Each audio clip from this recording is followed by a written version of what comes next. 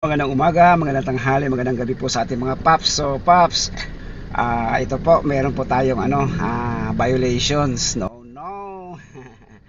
Okay, mga paps, hindi po tayo exempted dun sa mga violations na nagaganap sa kalsada bilang mga driver.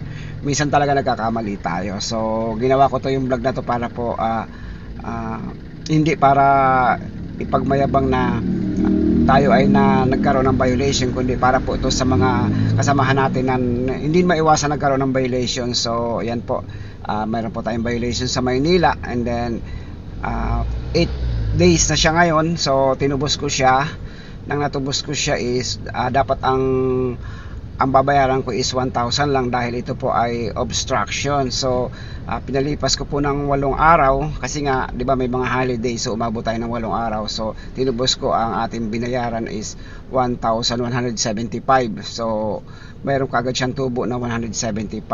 So isa po 'yan sa mga dapat natin tandaan na wag nating baliwalain yung mga ticket natin kung kailan natin pwedeng kasi araw-araw pala nagkakaroon ng penalty yan. So ayan yung sinabi doon sa So yun nga pala, sa City Hall dati, 'di ba?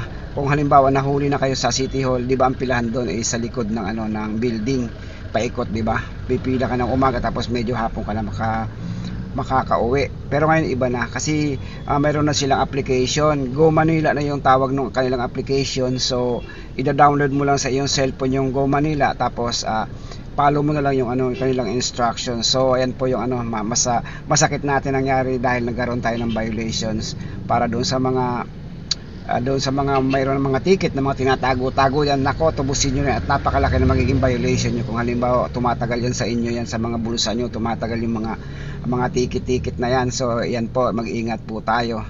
And then pag-usapan natin kung bakit ako nahuli.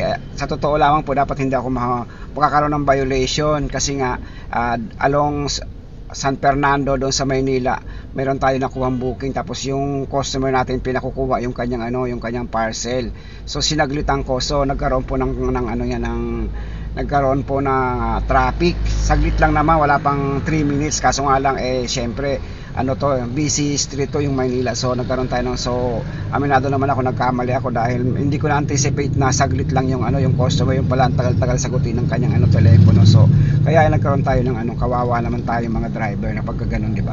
So yan po, sana maging aral din po sa inyo, at saka nagkaroon po sana kayo ng konting kaalaman doon sa aking violation. So ingat po mga paps, ingat po talaga tayo dahil alam niyo na napakahirap kumita ngayon bilang mga delivery driver.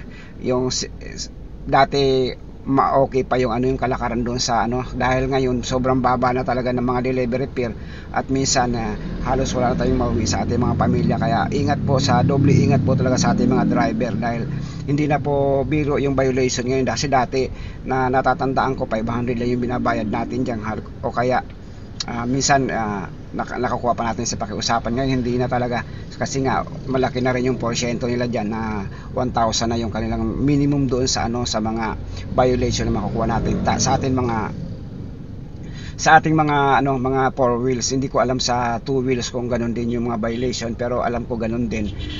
Sana maging aral po to sa atin, at ingat po sa ating mga pagmamaneho.